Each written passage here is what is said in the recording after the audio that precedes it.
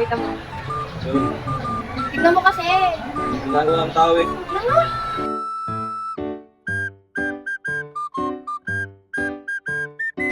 Sino po sa babae nito? Daisy to. Ako ka? Uli. Ito. Hindi ba? Ano na naman? Ayan. Ay, si ano kasi, di niya ako pinapansin. Ganda. Hindi be, maraming tao makakakita. Yun, tuwan mo na. Yun nga ang purpose ko, bakit ko pinost para makita ng madami. Hala, pag-chismisan ka. Spread kindness, okay? Spread kindness. Ayan. Yan, tama yan, tamang gawa. Oh, deleted na.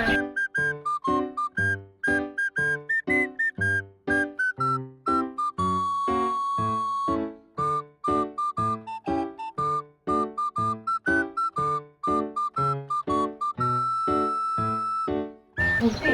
Nangyari sa'yo? Ba't hindi mapikta yung mukha mo? Sadly, nahihirapan talaga ako sa research paper ko.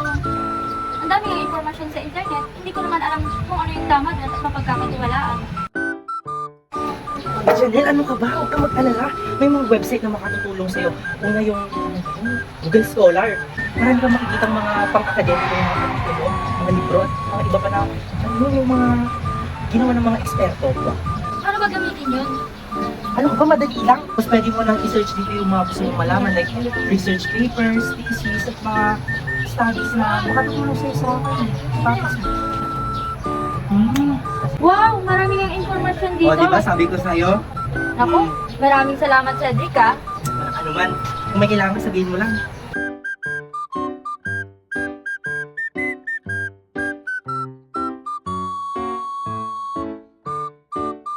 Is, kababa ng singil sa naman ay. Oy, kaya, ba't ka lang nakabirot mo dyan? Belly naman kasi ko. Ay, yung business ko. Baba nga. Ano ba kasi parang ang ginagamit mo? Hindi ka mga flyers, alam mo ng physical. Kaya, syempre, hindi ka gumagamit ng ibang paraan? Hindi. May Facebook ka?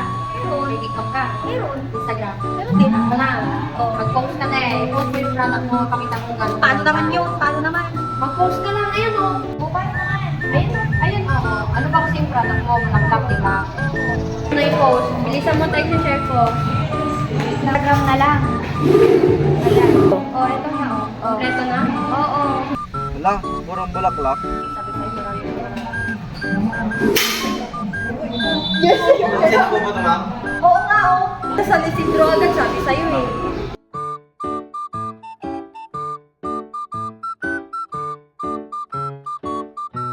Ang paggamit ng social media platforms ay nagbibigay daan upang magkaroon tayo ng maganda at maayos na komunikasyon sa ating mga kapamilya, kaibigan, mga katrabaho at kaklase na nasa malalayong lugar.